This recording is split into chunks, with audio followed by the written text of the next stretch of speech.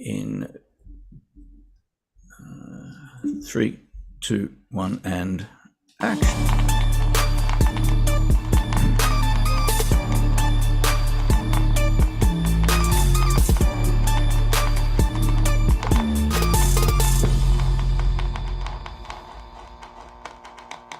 Hi everybody, my name is Scott Hillier. I'm independent film director and president of ECU, the European Independent Film Festival, the All Asian Independent Film Festival, and also the soon-to-be announced All African Independent Film Festival, which will be taking place in Africa later this year. Welcome to ECU Friday Live, where we hope to bring some, excitement, information, creativity, and lots of happy thoughts for us to lead into the weekend on this ECU Friday Live.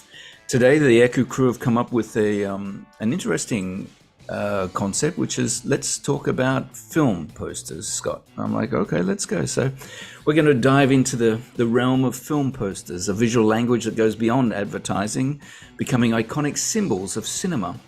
From gripping teasers to unforgettable designs, these artistic masterpieces play a pivotal role in shaping audience perceptions. Join us as we unravel the significance and allure of film posters, exploring their profound impact on the movie watching experience or not. And that's the bit that I added that they didn't do, because I want to turn this into a discussion, because I'm very interested to hear what our two guests have to say about this. So I'm going to introduce our first guest, who's Christina Thomson. Now, Christina is an accomplished art historian from Germany. She recently created the exhibition titled The Big Screen, Film Posters of All Time, which sounds like a pretty interesting thing. It's taking place in Berlin. It features a diverse collection of 300 film posters spanning from the 1900s, which are the films I obviously worked on, to the 2020s. The exhibition navigates the realms of art house cinema to blockbuster hits. Christina's creation skillfully emphasizes the graphic design nuances of movie posters, delving into the fascinating intersection between art and advertisement. My goodness, that sounds very interesting. So it's great to talk to you, Christina. Why don't you tell us a little bit about the exhibition? Her connection might have just fallen out because she just left the call. Or maybe she didn't like the bio we wrote about her, which I'm sure is not the case, because it's a very good bio. But let's wait until she reconnects, and let's talk to our second guest, Caspar. Caspar, I hope that you're still there so I can read a very nice complimentary bio. Excellent. Yep. So a little bit about Caspar. Caspar's a graphic designer, filmmaker, and photographer. He co-founded Version Industries in 2003 and has since been the lead designer since its inception. His expertise extends across both digital and print mediums, with an impressive client roster that includes A24 Films, Facebook, Daft Punk, Paramount Pictures, and many others. Welcome aboard, Caspar. Why don't you tell us a little bit about you and a little bit about your journey up to this point? Thank you very much. So I was born in England. I moved to America, New York City specifically, in 2005. I have no formal training in what I do. I realized when I left school, having studied archaeology, that I really didn't want to do that. And I was making websites in my bedroom. So I decided to just do design and got some friends together. And after about 10 years of making websites, I realized I just had a bad back and nothing to show for it, because websites just disappear. So I decided to commit to print design, and always wanting to be a filmmaker and always being friends with bands, I decided I wanted to just do film posters and title sequences and record covers, and that was going to be where I would stay for the foreseeable future. And then after making a career in New York, of course, New York being a very expensive place, I decided to move to Berlin to basically sort of relax into what I'd developed as a good client base and a good way of working in a city which I felt really supportive to artists in a way that New York isn't, because it requires such a high rent, there's such a high tax on living. That's it, yeah. Okay, well, it's a very interesting parcours, as we would say in France. Very interested. The no formal training is something that interests me, because I I grew up as a filmmaker with no formal training at all until I sort of picked up a camera and started making things. So it's good to hear success stories like that. But we're gonna show a little bit of your work, if you don't mind. And I'd like it if you could give us a few comments on it, because I think everybody always loves to learn a little bit about what went into something that sort of stands out and gets it. So Seth, why don't you place a couple of Caspar's works? Caspar, tell us a little bit about this. All right, this is a wonderful film that I was asked to do quite recently. And as is often the case with certain films, they don't have, quite the budget that other films have. And so I have a sort of way of getting through that trap a little bit. And I say, if there isn't a certain budget which allows me to really explore and try different ideas, how about we just talk about the film on the phone? And in talking to the producer and the director on the phone, we came up actually quite quickly with this idea. Obviously, it's an idea of a portrait, but the film is abstract and elusive and deals with concepts, philosophical concepts, and so on. And so, we wanted to take effectively an old painting, which we knew would be license free somewhere, and then remove everything but the eyes. So you have this feeling of, there being a portrait, but with no background, and then take another piece of the painting that felt like the undergrowth, because the film takes place both in a house, but also out in a forest. And then place those eyes on there, sort of elliptically alluding to what might be said about the family portrait, leaving only the eyes to do it. Unfortunately, I found a very beautiful, very old painting. The artist's name I cannot remember off the top of my head right now. And it was, rights free, which meant that, again, budget-wise, it worked very well. I cut them out, I scanned them, I printed them, and then I placed it by hand back onto this backdrop of another painting, which we darkened and made much more green, and hence you have the poster. I love it. I absolutely love it, and it's sort of enigmatic enough for me to actually go, wow, I want to know more. Which is, that's what filmmaking is all about: is putting the right pictures and the right sound in the right place at the right time to create an emotional response. Which is why, when I see something like this, as a filmmaker, I'm like going, wow, you've achieved that without running something at 25 frames a second. So that's great. What have we got next, Seth? Let's show our next one. What about this one, Caspar? Oh, this is quite a funny story. I did this poster for them, and they really didn't like it. And then, they convinced me to do another poster in a different style, which I did. And then, of course, after putting out the poster they did like, they put this one out, and then this one was actually much more popular. And no discredit to them in any sense. This film has gone on to be Oscar nominated. It's on the Oscar shortlist right now for Canada. So it's a lovely film. There were lots of ideas that came out of it. This was one of them. And the idea here principally was that this is a kid who believes that he's invincible. And he ends up suffering, without spoiling the film, a pretty terrible fate. But he has ideas about his invincibility and how he can't be beaten. But you also get a sense as the film goes on and he gets closer to his fate that he's very smart, he's very likable. He really could go somewhere if he gave himself half a chance, but he seems to be his own worst enemy. So I pitched an idea where I was like, what if I draw his face and then we fold it up, and then parts of the picture that are folded, we will paint in, parts that we can see, we'll paint in not just with pencil, but with ink too. And then the bits that are folded that are hidden will just leave as the pencil. And then when we unfold the paper, we'll have this feeling of not just something trying to attack him or life coming at him with all of these folds, but also a feeling of an incomplete image of a person that never quite got to fully realize themselves. So that's the image you see there. And again, I just scanned it, printed it, and then placed it on top of poster, and then digitally put the type on after that.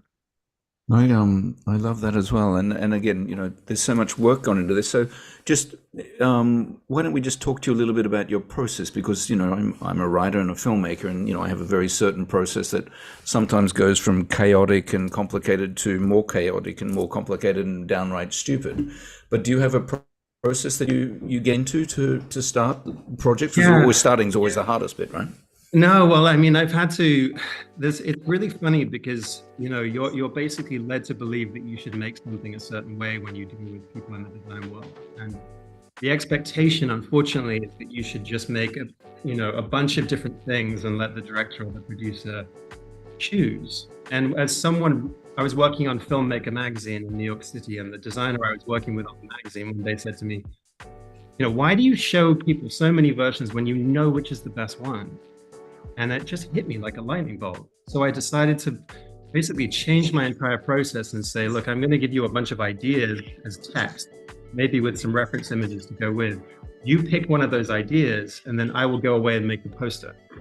And whatever I bring you is what we're going to use. And I will therefore put so much more pressure on myself to make a good poster.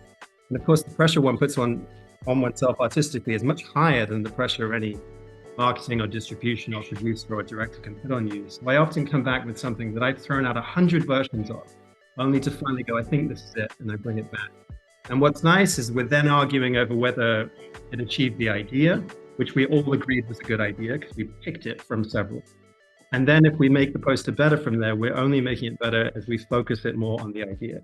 And when I figured that part of the process out, my whole job just became easier and more exciting, and I could make better and more interesting and more experimental work. That's immeasurably interesting, because like me, when I present things to a client, I'll go through several different iterations, and I will know which one's the best one, but I'll let them make all of the wrong choices and waste a lot of my time. And isn't that red a bit red? I'm like, no, it's fucking red. Yeah. Okay. So yeah.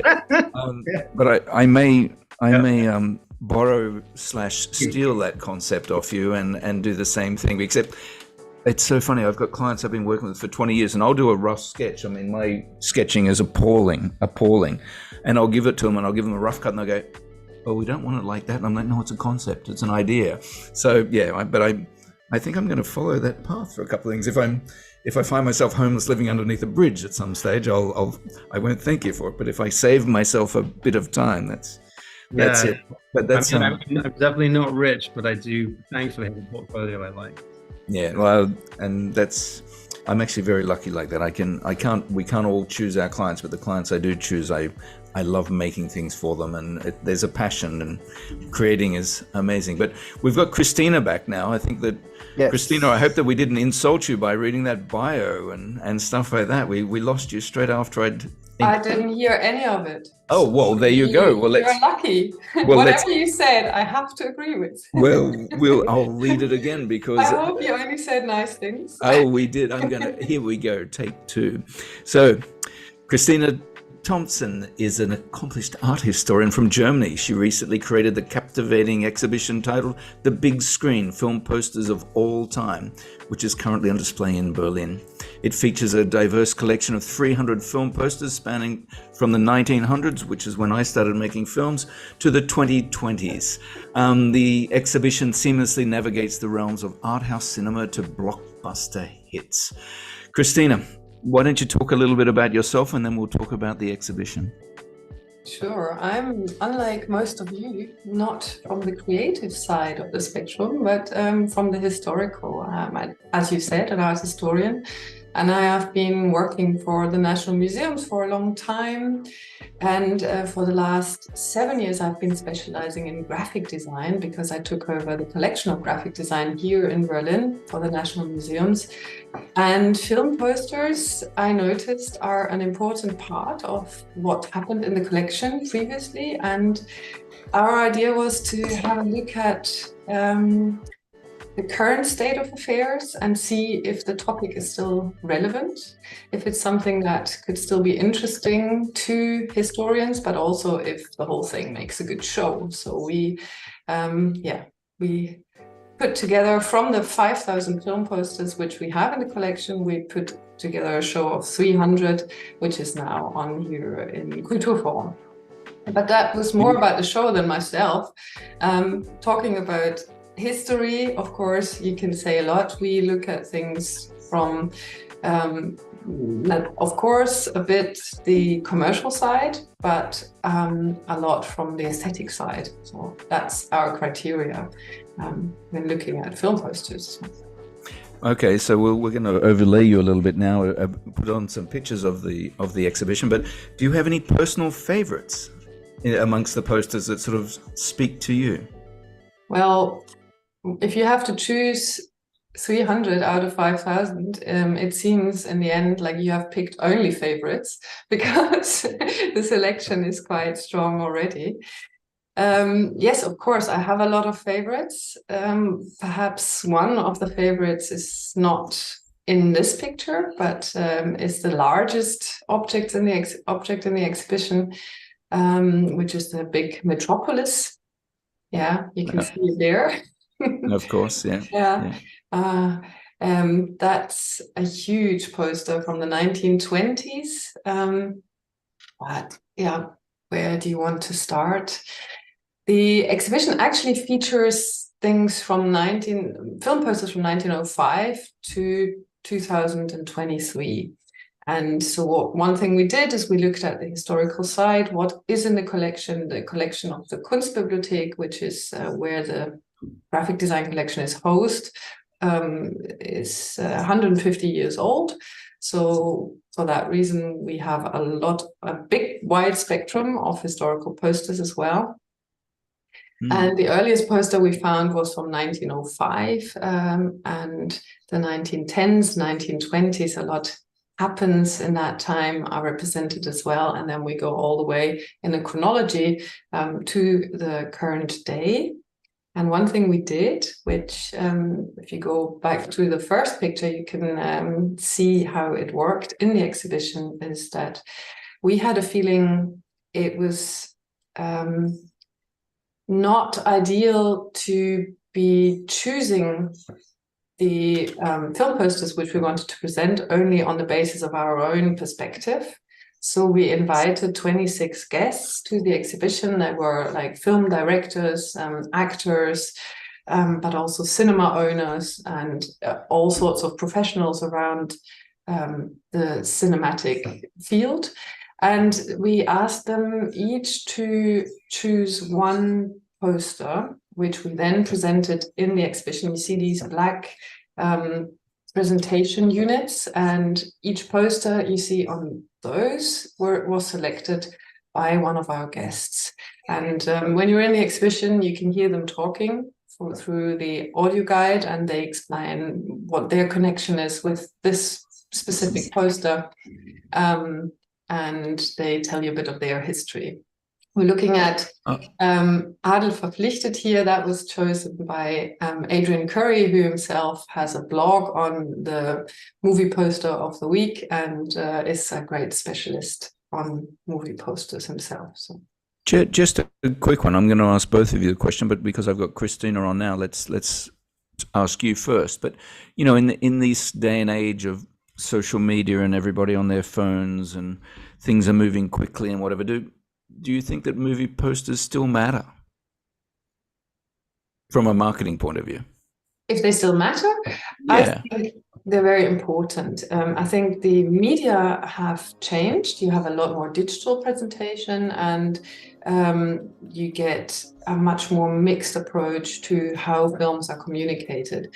But I got the feeling in the research we did for the exhibition, so basically for 2 years we looked at nothing else, that today you don't really talk about the poster anymore. You talk about the key visual.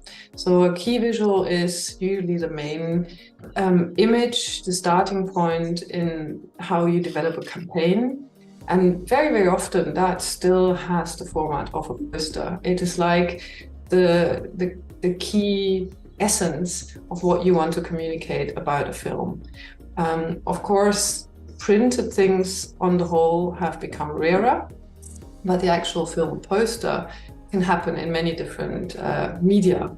And I don't know if you know this craze, but about certain films, when they come out, the digital film poster, whether that's printed or only available online, is causes a real hype. You know, you have whole YouTube videos recorded about the latest movie poster released and discussed for ages. So I believe from independent film to blockbuster, the movie poster still has an aura and a very important, and it's also for the graphic design, a very important starting point. Well, I hope you're right in this, because every year we print out our posters, And I hope that, because we want in 100 years for people like yourselves to come back and actually put them up, because there's nothing like actually walking around and seeing them on paper, I believe. Why don't we go to Caspar? Caspar, the idea, I absolutely loved that black and white drawing and the artistic rationale behind it. What do you think? Do movie posters still matter? Obviously they do to you, but what, do you still feel it has as much importance as what it did when you first got into it?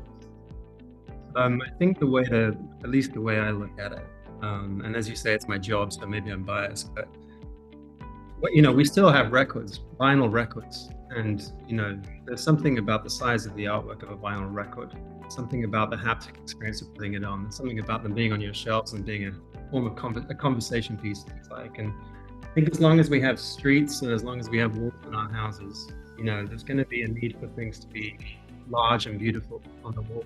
And film is deeply embedded into our culture, and I think it will continue to do so. To have elements that can remind us of that, remind us of the ideas involved, and that if they can be done beautifully enough, I think there'll always be a place for it. I think at least artistically. Of course, there's a mindset that says we're making a terrible poster that's screaming at you to see this movie, and we're lying about the film, and we don't care what you think. We just want you to buy a ticket. But I think there's another class of it, and all of those can go to hell and end up on social media. But I think there's another class that should be on the wall or on the street. Like in a city like Berlin, the streets are covered in graffiti, and it's really, when you walk down the street, you're used to seeing visuals appearing all the time. And when a great poster appears, you really appreciate it, particularly in the wintertime. It's color and a layer and a quality and thought-provoking sort of feeling to being in a city like that, where posters are freely put up and very cheaply and anywhere, and they don't need permission from like screens or electricity to do that. So I think there's always going to be a value to it, as far as I'm concerned.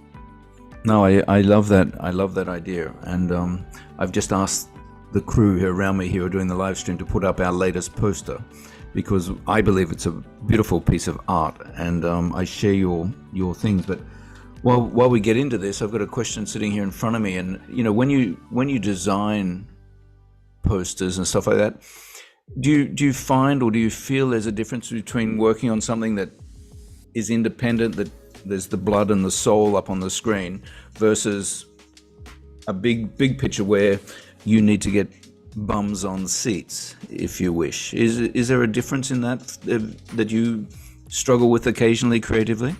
Yeah, there is a big difference, and I suppose the way I've dealt with the struggle is I just don't work with the commercial focus anymore, because I'm not interested in having to make something I'm not going to like, and it's really incredible how they treat you. I've worked with Warner Brothers and Paramount Pictures and endless other versions of that, and they'll make you very rich. They'll give you a lot of money. I never mind, no one would mind the paycheck they offer, but they think in return they can just treat you very badly and make you do 100 different versions of something. And invariably, you're not the one choosing if it's finished.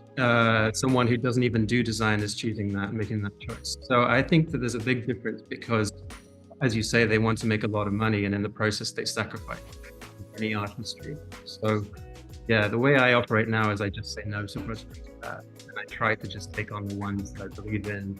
I know that if I'm making beautiful work, I will get more work. It doesn't work if you make bad work. You don't necessarily get more work.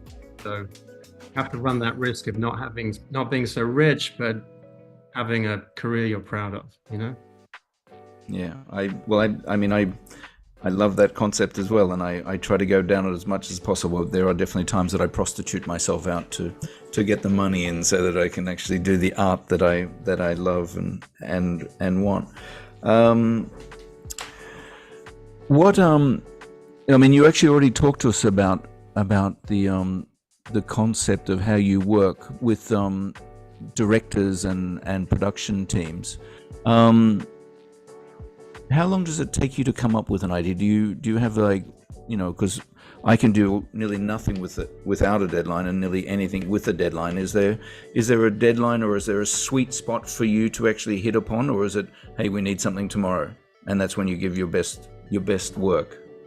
I think the way I do it, I remember as a kid holding a record in my hands and thinking, This record cover makes me so happy. I love the music and I love the artwork, and I hope one day I can be responsible for artwork for a record that's. And so all I do now is make sure that I pick a film that excites me so much that making that poster is all I want to do with my time. You know, having that responsibility to hit, and I get sent records by bands and I get sent films by filmmakers, and I say no to the ones that I don't feel anything for, because I know it'll be a chore. I know I'll have to worry about getting it done in time. I know I won't be able to hit the mark because I just don't get it. But the ones I choose these days tend to be the ones I really love, and it means that there's no question about the motivation. I want to do it, and I want to do it. My goodness, a man driven by passion. I like that. I like that very much. I'm just going to put on something right now that I'm very passionate about, and that's our latest film festival poster. And we've got a young lady in Turkey as well as a young lady here in the office from Poland who put this together, and I love it. I'm a big fan, even though some people say, "Oh, what's this mean?" But give us your first impressions of this as an artistic young person. Caspar, if you say bad things about it, the Polish girl's going to cut you off. Well, where I come from, the word diss means like disrespect. And so when you diss someone, it means that you're, you know, talking shit about them. So I think that there is also, which I like, and I like that it says diss and then obey the rules. And I like that the rules is bent up in that way. And I also like, obviously, the sort of blood splatter going on behind a sort of armless. I believe that this picture's from the Louvre, right? That's the front of the ship. And yeah, so all of this I like in terms of what it's saying, if that makes sense. Okay, her finger was hovering over the end call button, but I still think you're there. So that's a good thing. Christina, I have a thought on it. give it to us. This being very big reminds me of the key visual that we designed for the communication of our own exhibition, which was designed by Zweimal Goldstein, a German office, and it looks like this. Nice. Yeah. So what you see when you look at that, first of all, is a no. Mm-hmm. And we had a lot of criticism for that no being so present. I mean, it says Kino, which is the German word for cinema, obviously, but the no can be interpreted in other ways. But I always argued that this is the kind of thing that makes people stop and think, like, what are we on about? What is this about? This is about this. This is about not concordance, but discordance and disobedience. So I like daring these kind of things, which are not like in the first, on the first view, obvious. Well, good. Thank you very much, because that's exactly what my approach was on this. I want people to say dis, what is it? And then there's a thought process. We've stopped them and they do this. And visually it's very attractive, but I think dis, obey the rules, actually works fine. So thank you about that. Your fingers are not hovering anymore over the end call. So thank you very much. I mean, I love it. We've just released it today, actually, on socials. So a very happy coincidence to be talking about with two experts in this field. But right now I'm going to hand it over to Rodrigo, who's the man that brings the power night after night and day after day to ECU, to have a little question and answer sessions with the crew that are there. So Rodrigo, it's all yours, man.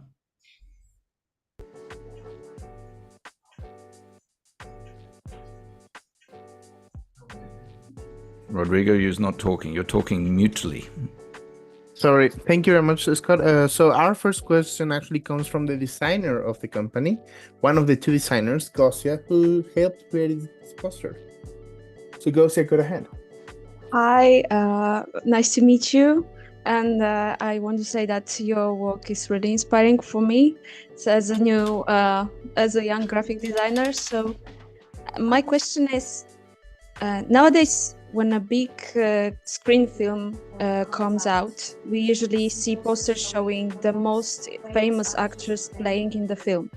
And I have an impression that the art posters, which in my opinion are much better, are only for a narrow group of interested public. So do you think it's possible to go back to these days when these posters were probably the most important thing?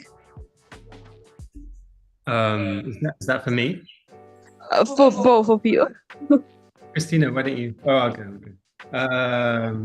So the head poster, yeah, it's like the posters we just looked at. Obviously, one of them was a head poster, and then another one was a poster where I took the heads out and just left the eyes. I think all of us try to fight with a way to make that idea interesting, because in the end, there is an urge, as you say, if they've got anyone famous in the film, to try to get that on the picture, if they know that that sells. But I also would say that the audience out there in the world is much smarter than marketing and distribution people would like to believe. And I think it's important that we realize that they like to be, see unusual and interesting things on the wall. I think it's important that there are graphics up there that make you stop and make you look and make you wonder why they look the way they look. I think if you're seeing a famous actor for the third time with different makeup and a different outfit, it's not as interesting as seeing as an image you've never seen before. I think that thing you've never seen before will probably make you talk more, think more, and maybe go see something, unusual than a famous picture, a person's face. And I actually, having done this for over 10 years, can point almost to numbers that I've seen in terms of what works for a poster and what doesn't work for a poster. And quite often it's the most unusual and strange stuff that gets much more interest than the stuff where I've just put a famous person's head on the poster. So, I think that there is something going for it if you can make interesting enough work, I suppose. And Christina? I think what you're probably referring to is whether we have a chance in the future to see good artwork in the mainstream blockbuster, big cinema direction. Is that right? Because your question is probably within the art house sector, we get so much good design, I think, that the question probably doesn't apply. But what I feel is that it's super necessary that some big productions go ahead and are daring and do something where everyone can see, hey, you can do a design which is not just a headshot or a number of flying heads, floating heads in Marvel style, and you can still get people in. And I have hope, because I think quite recently things have become a bit more innovative. And I mean, when you think of, obviously I have the European view here as well, or the German view rather, but I don't know what the posters look like in other countries. But I think Asteroid City, to name one example, Everything Everywhere All at Once, Parallel Mothers, they're all cinema films that made it into the bigger cinemas, bigger productions, and they still had the courage to do something a bit innovative. And when you just stick with that idea and you communicate it in that way all over, I think it can really work. But a lot of the time, distributors are too careful. They think the public is too stupid to understand like who's in the film if they don't see each single one of their favorites on the poster. But yeah, I think it's the courage that makes it better. Thank you very much. Thank you. So our next question comes from Alain. I have a question for Caspar. So basically, once you land a client and you want to start thinking or brainstorming about the poster that you want to be making for them, what are the main aspects that you think about that will make a poster visually striking? What are the basic things that you need to have as a necessity that will make a poster visually striking?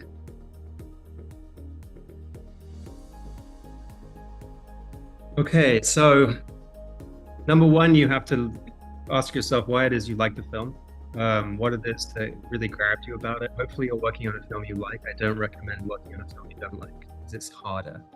But if you can figure out what it is you like, you call the director and you say, okay, look, this is what I like, this is what I understand about it. You talk the whole thing through with them, you explain the film to them, how you see it. They might give you information about where you're right or wrong, or how they see it, and so on. Once you get to that point, you then have to sort of be very tough with yourself. And I think a lot of people find this very hard to do. And you have to say to yourself, I'm not going to make something I've never seen before. And that usually means you need to stop looking at film posters. And you need to go out in the street. Maybe you go to a gallery, Maybe you look through a technical manual from a piece of software. Whatever it is, there's going to be something unusual out there that isn't in the world of film posters that actually connects somehow in a way you can't quite explain to the film you've just seen. And then you come back and you put together maybe 3 or 4 different ideas. Challenge yourself to say, okay, well, that's one idea. What's a completely different idea? How many directions can I come at this film from in a way that feel unusual and interesting to me that I've never seen before? And then you lay those out and you present those. And what's fun about that is it's like a sort of Rorschach test. The filmmaker will immediately know which one they like the most. And by doing that, they've identified how they feel about the film through your eye. And then you can basically come at this and make something beautiful with them, knowing you've both found something that feels exciting and fresh. And what's most interesting about this is that often the poster doesn't have an image on it that's from the film. Somehow it's got something else, because paper is just one piece of paper and it doesn't move. And a film is like, on average, like 275,000 images. So you're trying to make in one image a whole film. So you might not even be using an image from the film. And that's when it starts to get interesting. If you can allow yourself that freedom, you're going to be going in the right direction. Thank you so much. And I have a little follow-up question also regarding, and it goes to both of our guests today. Well, I'm not a graphic designer myself, so when it comes to looking at different posters, sometimes I look at a poster and I'm like, oh my God, that typography, like the font is just fits in so well.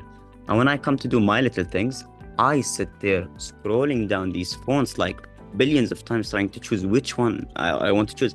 And I don't know, so maybe there's like a specific structure, maybe there's a better way to look at it, or it would help us out to look at it in a different way.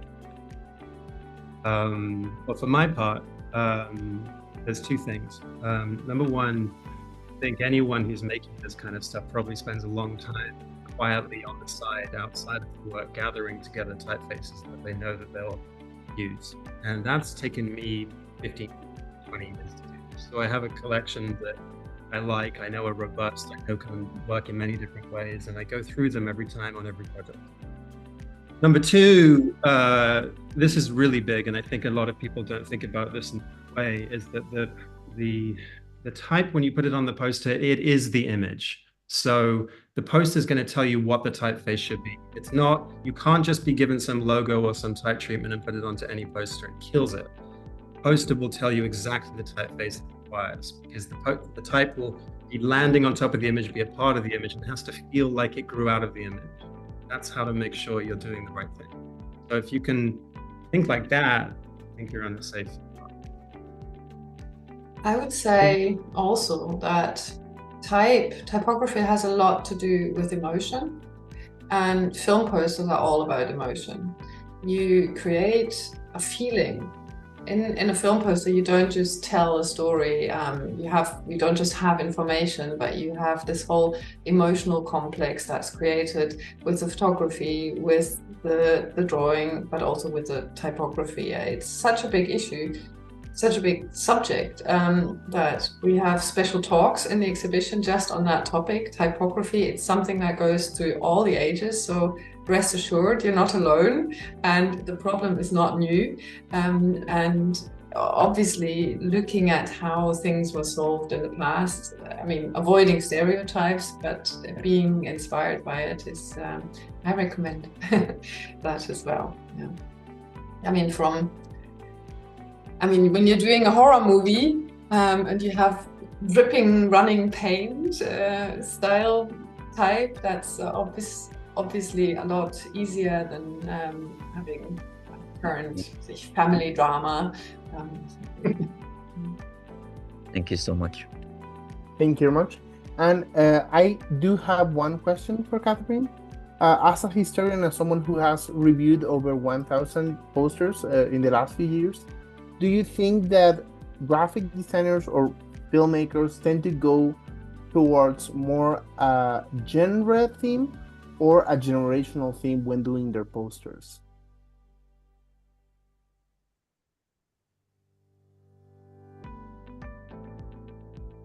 Pat? Sorry, who was the question to? I missed it. As someone who has seen a lot of posters and has gone through a lot of years, do you think graphic designers tend to go more towards oh, I like this genre, so I'm going to do my poster based on the genre, or towards the trends of the year, no? So for example, generational thing. Oh, people on the 2009, they did several similar posters because that was the popular thing in 2009. Or it's more like, oh, you know, I'm making a horror movie, I'm sticking to the gory type of poster. I can see both directions. I can see movie posters and filmmakers, if they work together, who try to do exactly how it has always been, to reproduce a very safe imagery that everyone recognizes immediately. And then you also get the kind of design that thinks, oh, it's the 60s, we have to do something with pop art, and you find pop typography and images which just try and lure people in through the picture, and it has nothing to do with the film. But you also see currently, obviously, when you look at art house movies, that's why you see a lot of people who try and go the other way. You know, the classic horror poster, for instance, looks one way, but we want to look at the film and try and convey it in quite a different way. And I think through the conventions that people have in mind, they will notice the difference, and then they will associate from the poster that this film tries to do something a bit different with the genre because the poster does already the same. You know, so I think it's always to do with the audience you want to attract and the kind of way how the poster maker, the graphic designer, is, you know, how close they are to the film and the actual production. Perfect, thank you very much. So we're going back to you, Scott. Okay, I feel very reinvigorated about the art side of what we do listening to this, because you know, I know how much work goes into a poster as there is going into a film. And just a few takeaway words that I've written down as we've talked about movie posters today, and they are emotions, passion, courage to do something different, innovation, daring. And I think one of the most important things, I think this is a life lesson that we should do, and that's challenge yourself. Challenge yourself to be different. Don't be scared about being different, even though it's a lonely pond being different, as Caspar would well know. But you know, I'm hoping that many people will continue doing that. And you know, I was surprised when this came up across at a meeting. You know, let's talk about movie posters, because I instantly went, wow, movie posters, they're all gone, right? They're over. Who cares? Even though we do one every single year. So you've reinvigorated my passion and desire to do what you talked about, Caspar, is, you know, the face thing. I just loved it because it makes you stop and think, and so that's great. But I want to thank you two guys for coming along and spending time with us. And you know, it's been great because we've gone between the creative and the marketing and the historian points of view. It's been a great discussion, a fabulous discussion. We're going to be wrapping up here soon, but we always try to end with some fun facts about movie posters. So the clever ECU crew have come up with a couple here, and the Pretty Women poster, the trivia is that it's not actually Julia Roberts standing back to back with Richard Gere. It's a fitness model and body double with Julia's head edited into the photo. This was mainly because Roberts' body type, she was not proportioned in the ideal Hollywood way, apparently. She had somewhat wide hips, slim legs, and a small bust relative to the size of her hips. Can we get that photo up? No, we can't, doesn't matter. Graves of the Fireflies, which I missed, obviously. About 30 years after it was released, fans noticed that when you increase the brightness of the photo, you'll see a B-29 bomber in the picture, and people thought this was lights from fireflies, but it was actually a rain of explosives. And Return of the Jedi, George Lucas's hands are holding the lightsaber. Whatever. But, you know, again, you know, it's great, and I think as any inquisitive independent minds, they always like to know what the heck they've got up in front of them. So what a great ECU Friday Live. I'd like to thank the ECU crew for putting this together. It was great. Christina and Caspar, Christina, I think we might have this chat offline because we run a film festival here in Paris every year, which I'll give it a plug shortly, but I think it might be nice if there was some manner or form to be able to create a very small exhibition here at the festival, just to get the sort of knowledge base, the emotions, the touchability, should you wish. Super interesting, and then you learn more about my favorites. Good. And Caspar, I think there's been no doubt that you'll be getting sent films by me and hopefully many of the other independent filmmakers to see if we can entice you down our creative path. Because I love your ethos as well. I love the ethos about do something you're passionate about and you love, because when you're on a project that you like, you work that little bit harder and different, and that's what I try to instill upon many people. So thank you very much, Christina and Caspar. Thank you to the ECU crew. Thank you for the great questions. Thank you for putting this together. And Rodrigo, as always, thank you for running a very tight ship. So ECU, the European Independent Film Festival, is open for submissions. We'll be in Paris in 19th and 20th and 21st of April. If you look at the fabulous poster that we've just shown, we're very happy. Our ethos and mantra is we discover, project and promote the world's best independent films. So if you're out there and you're one of the world's best independent films, submit your films and submit them to Caspar. Maybe the poster's going to make it even better. Great. Okay, everybody, have a great weekend. Thank you very much to everybody. Okay, roll it down, Seth. Thank you. Goodbye. Ciao.